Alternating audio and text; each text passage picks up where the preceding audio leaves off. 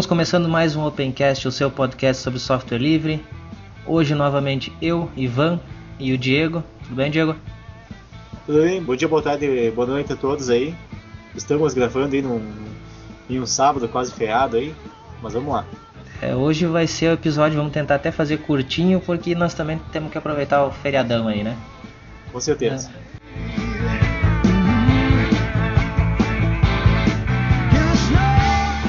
Para quem não ouviu no nosso último Opencast, nós temos a área da comunidade. Então, nessa área da comunidade, você manda seus comentários, pode ser comentários pelo site, pelo e-mail, que ninguém ainda usou o e-mail, que é opencast@ubunteiro.com.br.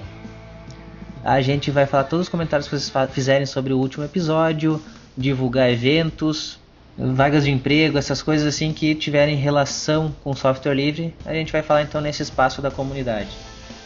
Como por enquanto nós temos só comentários, temos aqui o comentário do Magnum Paula Pereira, vai errar o nome da pessoa ainda. Ele disse que, referente a uma discussão lá de ruídos, ele disse que não escutou os ruídos e falou que até a pessoa que ouviu os ruídos deve ter o ouvido muito sensível, né? E ele disse também que preferia a música durante o episódio, que a gente vai voltar. Bom, quanto a votação no Facebook, ela já foi encerrada e a maioria decidiu que a gente vai ter música de fundo. Até queria deixar aí que se o pessoal tiver música para divulgar, mandem pra gente. Se eu achar que a música é interessante, a gente vai botar também no episódio, sempre músicas licenciadas sobre alguma licença livre, GPL, Creative Commons, alguma coisa que a gente vai divulgar.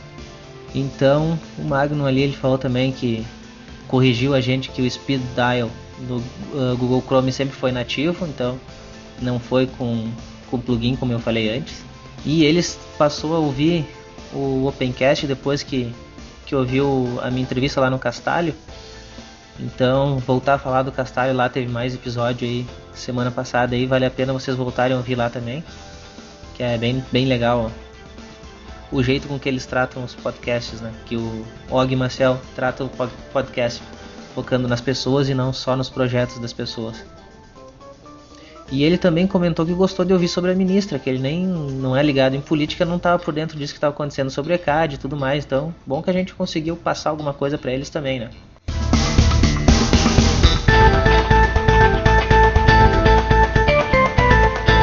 Temos aqui um comentário do Mário a respeito do último Opencast. Ele disse que esse último Opencast foi o verdadeiro Opencast de todos os tempos, né? Ele considera o melhor de todos aí. Espero que esse episódio 9 aqui também seja o melhor que o 8 ainda, né? Mesmo também, a foto sendo pequena, né? Mesmo a foto sendo pequena, né? Que nem fica pequeno no começo, a notícia fica melhor, né? Exatamente. Aí, pois é. E o Mário também, ele fez uma doação de 10 pila aí. 10 pila, pra quem não sabe, é 10 reais, né? Porque não é gaúcho. Site, né? O dinheiro tá recebido aí, então pro pessoal aí que doa aí, sabe que a gente vai divulgar sempre aí que a pessoa divulgou, porque a gente não vai usar um centavo para coisas que não sejam pro site, né? Principalmente também pra gente manter a banda aqui que eu preciso para poder fazer upload de vídeos e baixar coisas para testar, para poder mostrar para vocês. Com certeza. Pois é, ali, que é complicado, né? Tu tem uma conexão da internet que ela tem um limite de download, né? E para poder fazer todos os testes de softwares ali, poder baixar versões betas, versões alfas, poder baixar softwares diferentes ali, logo consome toda essa banda, né? Sim, claro.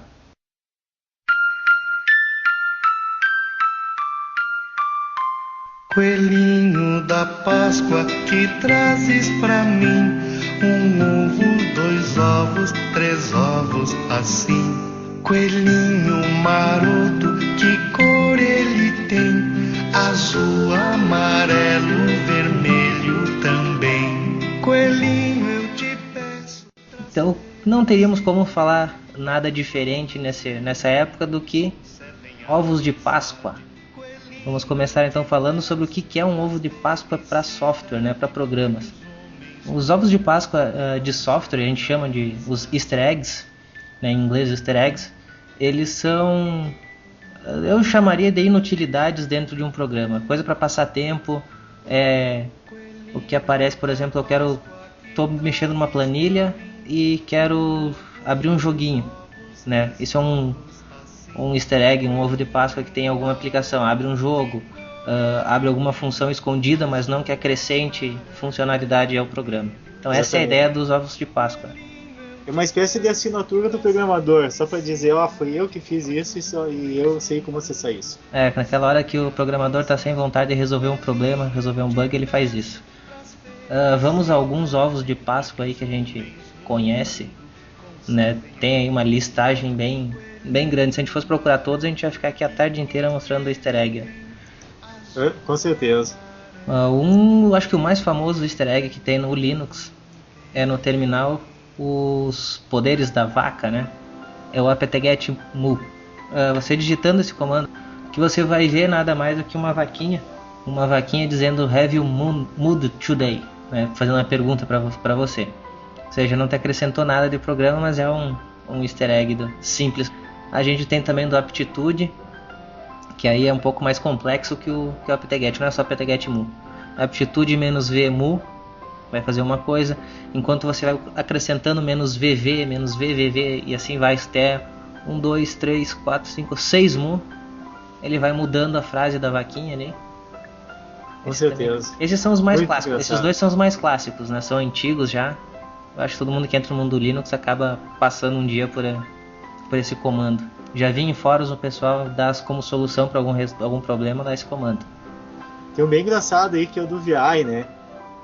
O do VI, isso aí. Está abrindo o VI. A gente tá do 2.help 42, ele mostra uma referência ao guia do Mochileiro das Galáxias, que é uma pergunta em inglês, né? Qual que é o sentido da vida, do universo e tudo mais, e já dá a resposta que é 42.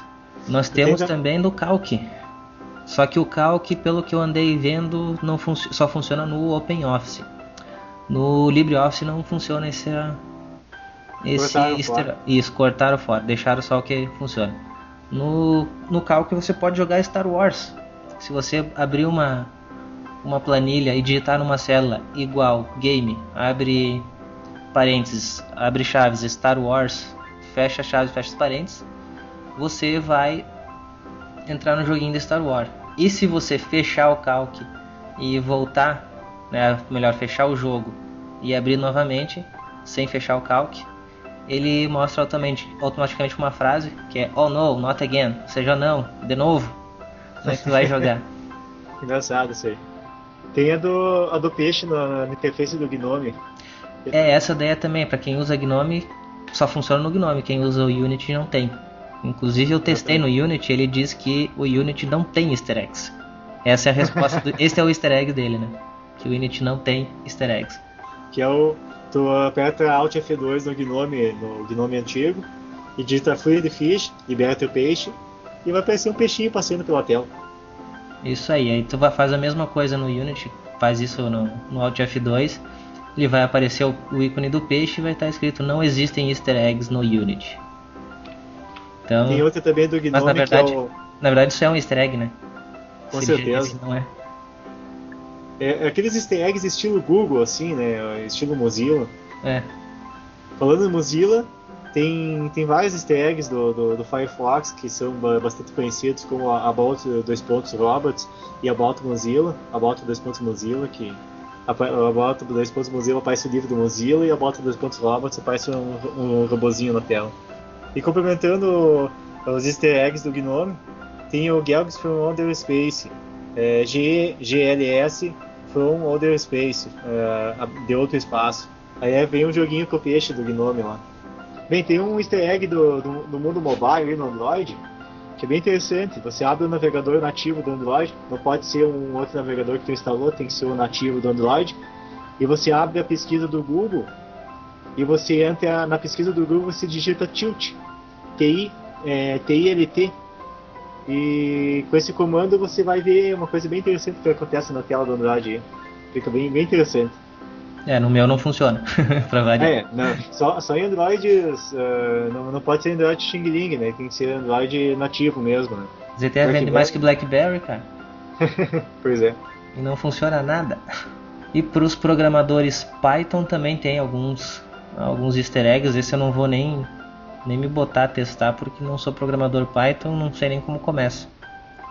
Mas seguindo, tem aqui as dicas. Basta abrir o terminal no Linux ou Mac, digitar Python e em seguida import this. Eu deixo aí também no post para vocês verem, que vai aparecer uma espécie de um poema com a filosofia da linguagem Python. Levando em consideração que Python é uma referência direta àquele seriado antigo Monty Python, e também os filmes Monty Python, eu imagino que deve ser essa poesia ali.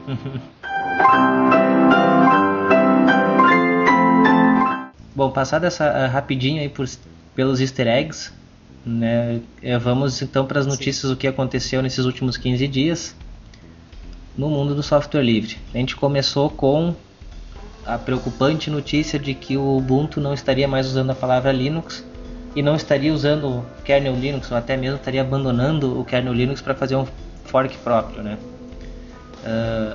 Foi bizarro.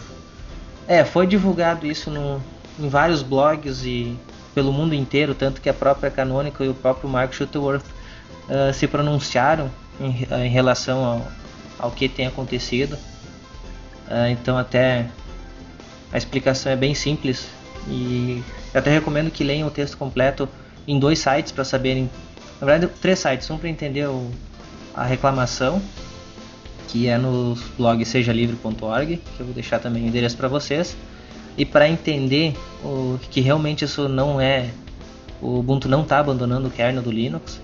Daí tem os outros 2 endereços, que é do Aprigio Simões, eu nunca sei o nome dele direito, e também no blog do Ubuntu BRSC, eles escreveram sobre isso, e a explicação fica bem clara, a gente fica bem tranquilo, né, que o Ubuntu não está abandonando o Linux.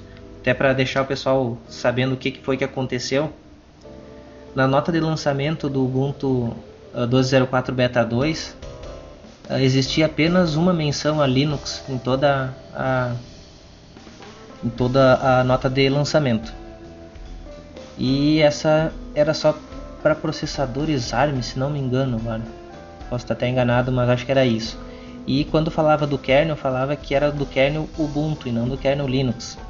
E aí gerou aquele alvoroço, a galera se revoltou, começaram a falar um monte de coisa, como sempre, até como eu já disse em alguns vídeos que agora estão tentando achar um outro demônio e demonizar a Canonical, né? Tudo que ela faz o pessoal tenta levar para outro lado. A explicação da Canonical é que a Canonical ela faz tantas alterações no kernel que vem do upstream agora, que vem direto do kernel.org, que ela acaba tendo que mudar o nome por causa que ela estaria até, por exemplo, se tivesse alguma falha no kernel que está sendo usado no Ubuntu, ia prejudicar o próprio nome do Linux, né? De tantas coisas que ela tem alterado. Algumas coisas que a Canonical julga importante que estejam no Linux, no kernel, o pessoal não bota, né? São alguns drivers, algumas coisas assim. E tem coisas que ainda estão só para uma próxima versão, e a Canonical julga que é necessário botar que já está suficientemente testado para botar, mas como o pessoal do kernel ainda não achou isso, a Canonical bota isso já no Ubuntu, adianta, ou pega patches que são rejeitados e bota antes, esse tipo de coisa. Como então a versão do kernel não é exatamente aquilo que está lá no kernel.org, eles resolveram então dar um nome próprio. No entanto, não abandonaram o Linux em momento algum, eles continuam pegando o upstream, eles decidem a versão lá do kernel que vão pegar em cada UDS. Por exemplo, agora foi decidido, é 3.2. Desde que eles decidiram, eles fizeram um freeze, um congelamento daquele kernel que eles decidiram. Então todos os patches que vêm depois, ou que são sugeridos para ser colocados depois, podem não entrar, então eles decidiram por um nome diferente exatamente por esse tipo de coisa que acontece no desenvolvimento. É interessante. Isso é bem um exemplo do que é o software livre, porque eles estão pegando o kernel do Linux, estão pegando, a gente quer essa parte aqui, essa aqui, essa aqui, a gente não quer essas outras partes aqui nesse momento. Eles estão customizando exatamente o que é o software livre. Exatamente, eles usaram o que o software livre permite, só na nota de lançamento é que não é utilizado. Se olhar o código-fonte, está lá todas as referências necessárias do kernel, né? Mas publicamente acaba que não falou. Mas é o mesmo mimimi que tem também das pessoas dizerem que usam Linux e não usam GNU Linux. É mais ou menos a mesma ideia que o pessoal se revoltou. Para mim, Exatamente. Para mim é isso. E também entra naquela coisa de comercial. Se você fala com uma pessoa que vai instalar Linux no computador dela, ela fala, meu Deus, que coisa ruim. Bom, acontece a mesma coisa com o Linux, com o Ubuntu na verdade, que acontece com o Android. Se você fala que vai instalar um Linux para alguém, a pessoa acha que é a pior coisa do mundo e vai achar todos os defeitos. Essa mesma pessoa, se sabe que vai instalar o Ubuntu, já não é o mesmo problema, já não é Linux, para ela nem imagina que é Linux. Então comercialmente não é interessante usar a palavra Linux. A mesma coisa do Android. As pessoas que têm celular com Android acham ele maravilhoso, mas não fazem ideia de que ele é Linux. Agora quando ficam sabendo que é Linux, da onde, né? Tem aquelas perguntas, não, imagina, tá mentindo? E na verdade é isso, então comercialmente o Linux não vende. A gente tem que acabar aceitando isso, que Linux não vende. Então tem que se usar outras marcas para conseguir arrecadar dinheiro. Exatamente. Fazendo uma analogia um tanto quanto grotesca, seria que nem dizer que o macOS dizer que ele é BSD. Eles não explicitam isso porque ia denegrir a marca deles. Isso, não ia vender também. Até porque BSD a maioria não sabe nem o que é, né? Pois é. Eu falei, não, que diabo é isso? Né? Bom, nessa semana também, nesses últimos 15 dias, tivemos o lançamento do GNOME 3.4, que eu ainda não consegui testar ele individualmente. Eu só testei no Ubuntu 12.04, só que ele não está totalmente nessa última versão. Ele tem muita coisa ainda da 3.2, mas tem algumas mudanças interessantes também, pelo que dá para ler, né? Não pelo que deu para mim usar. E como eu fiz uma postagem ali sobre o GNOME Shell, que o pessoal, tem muita gente que não gostou, até não vou fazer comentários antes de testar ele com a imagem oficial lá do GNOME, né? Vou ficar na minha, nessa daqui. O que a gente pode destacar é que ele tem aplicativos como o GNOME Docs, o GNOME Contacts, que foram renovados graficamente, foram totalmente redesenhados. O Epiphany perdeu a barra de menus e botou o botão de voltar e avançar, enfim, que ele não tinha. O gerenciador de senhas do GNOME também foi redesenhado. O número de aplicativos foi introduzido na barra superior, mais ou menos como a ideia do Unity. Eu acho que é a inovação mais gritante que eles fizeram nessa versão. Seria até interessante só botar imagens aí para vocês verem, ou o link mesmo de uma nota de lançamento para vocês poderem ver. Fora isso, a gente tem mais a mudança de mais leves assim de visual, nada assim muito grande. Isso. Eu gostaria só de fazer um complemento ali comentando sobre o GNOME, não só sobre o GNOME, mas partindo já sobre interfaces gráficas em geral, que agora a gente está passando por uma mudança de paradigma de interfaces, né? Teve ao longo da história das interfaces, teve sim a interface de modo texto. A gente entrou nas interfaces gráficas, ficou aquele estilo padrão de interface com janelas e uma barra onde ficam as aplicações, e agora isso está sendo alterado, né? A gente agora tem muitas aplicações que utilizam abas, e até tem um texto do AMG Ubuntu que fala sobre as abas, assim, até não consegui entender ainda a moral desse texto ali, não consegui entender direito o que o cara quer dizer no texto. Mas o cara diz basicamente que as abas devem morrer para poder privilegiar o novo tipo de interface gráfica que é a tendência no futuro, né? É uma coisa que é difícil, até hoje eu estava conversando até na lista de discussão do Ubuntu, uma pessoa que quer de qualquer jeito utilizar ainda a interface do GNOME 2. Só que essas pessoas não entenderam ainda que o GNOME 2 está morto, que aquilo lá não vai ser mantido, e também a mudança. Quem mudou na verdade a interface, né, que como o Ubuntu aí é sempre, como ele está em destaque, ele é sempre xingado primeiro, né? Ele não foi ele quem mudou as interfaces gráficas. Primeiro quem mudou foi o próprio GNOME. Então foi o GNOME Shell que veio no lugar do GNOME Panel, e todas as interfaces vão acabar indo para esse lado. Não tem escapatória. O KDE mudou, o GNOME mudou. As outras interfaces ali menores também elas estão mudando aos poucos, elas estão mudando também. A tendência é renovar o sistema de interface gráfica, porque antigamente não era normal a pessoa trabalhar com vários monitores, hoje é normal trabalhar com vários monitores. Antigamente tu não existia tela multitouch, hoje já existe tela multitouch. Hoje já não é uma coisa de outro mundo poder pensar que tu vai poder ter um dispositivo que é multitouch, que você pode pegar ele no colo e usar como multitouch, e você pode botar ele numa mesa e usar com um teclado como se fosse um desktop. Então a interface tem que ser polivalente para conseguir trabalhar nas duas formas. Isso é fato, né? E não adianta ficar dizendo que o sistema tem que se adaptar a isso que eu ouvi hoje, né? O cara dizendo que não é ele que tem que se adaptar ao sistema operacional, e sim o sistema operacional tem que se adaptar a ele. Bom, se o cara quer isso, então ele paga para alguém fazer uma interface do jeito que ele quer. Até hoje não existiu uma interface que se adaptasse a cada usuário. Isso aí é bem o cara que tá de birra porque mudaram o gosto do doce que ele estava acostumado, né? Ou melhor, mudaram o nome do doce. É bem birra mesmo. Os sistemas são feitos para ser o mais genérico possíveis, mas não vão agradar a todos. Isso é lógico, que nunca vai ser do jeito que tu quer. Exatamente. Vai dar para dar alguma personalizada, com certeza, mas não vai dar para deixar do jeito que você quer. É diferente você dizer porque você está acostumado de um jeito, que aquilo lá é do jeito que você queria. Não, é que você se acostumou, você entrou no mundo com aquele tipo de interface, você acha que a interface se adaptava a você, mas na verdade foi você que se adaptou a ela primeiro e agora não quer se adaptar a uma nova interface. Exatamente. As pessoas só estão confundindo as coisas e fazendo a birra, ainda continua a birra, né? É até estranho pessoas que mexem com Linux, que teoricamente não seriam resistentes à mudança, continuam mais resistentes à mudança que usuários de sistemas proprietários, inclusive. É bem isso, né?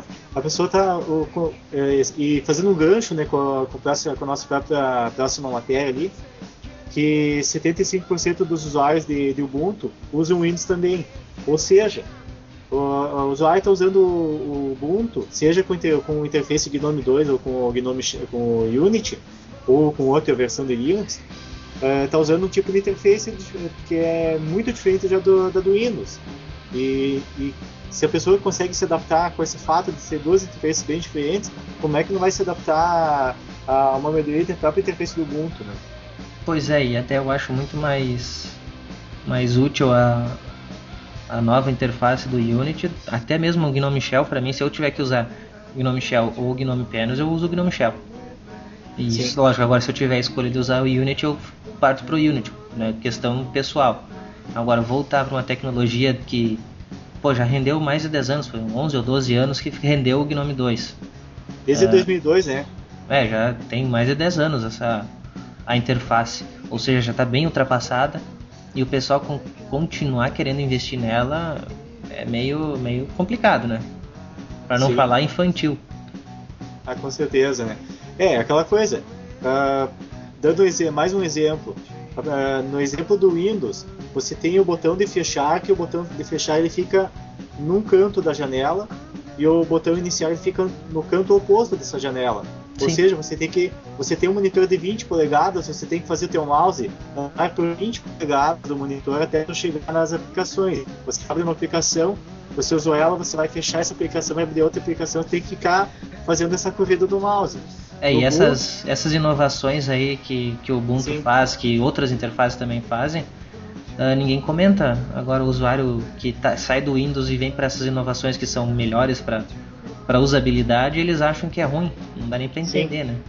Por exemplo, o Ubuntu ele trocou de lado os botões, ele botou os botões mais perto do lançador, porque é natural que a pessoa vai fechar uma aplicação, ela vai abrir outra aplicação em sequência, então você já deixa perto você tem que correr menos o mouse para abrir uma nova aplicação, que é uma coisa... Se você for usar o mouse, né, que eu já prefiro nem usar.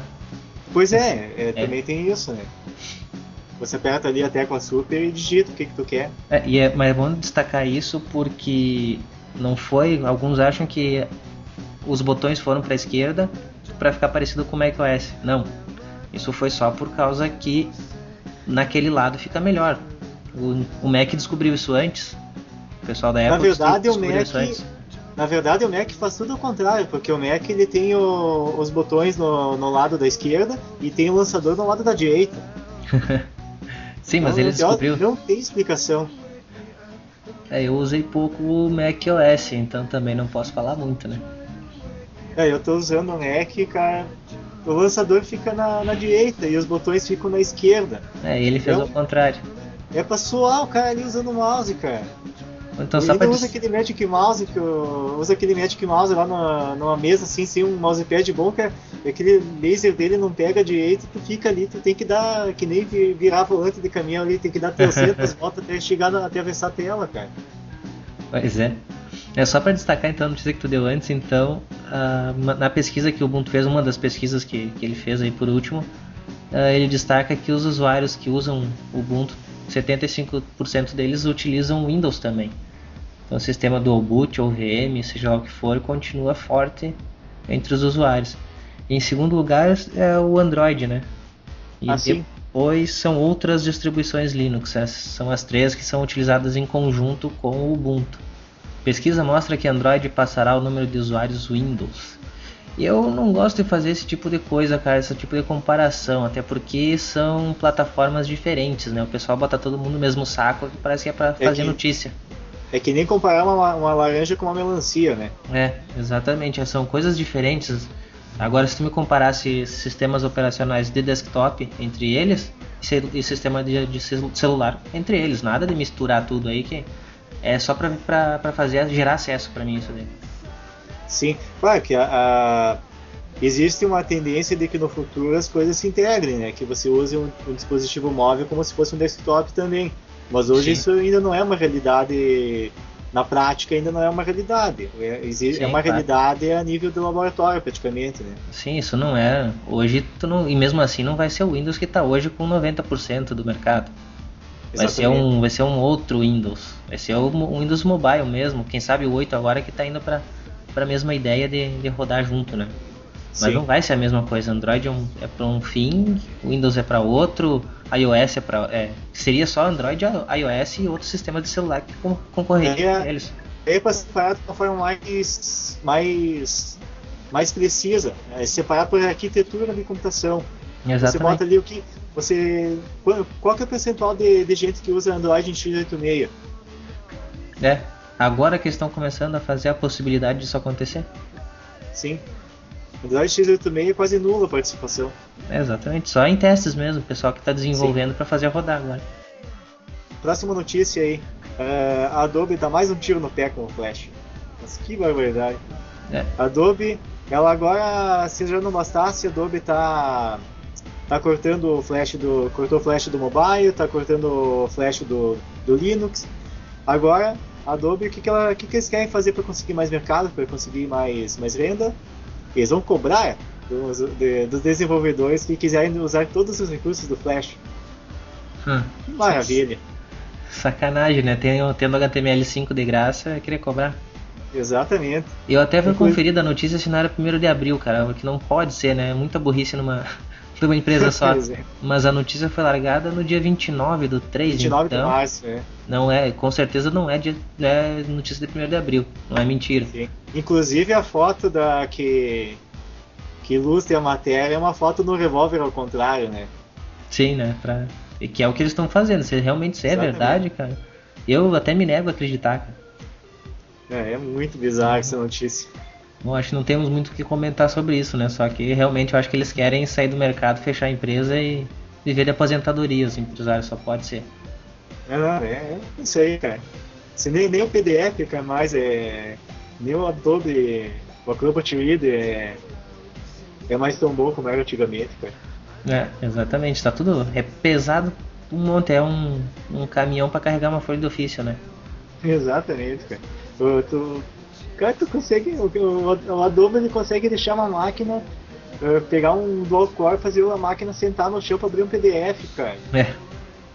Coisa que, meu PDF existe desde, sei lá, 15 anos e o troço quase não mudou assim.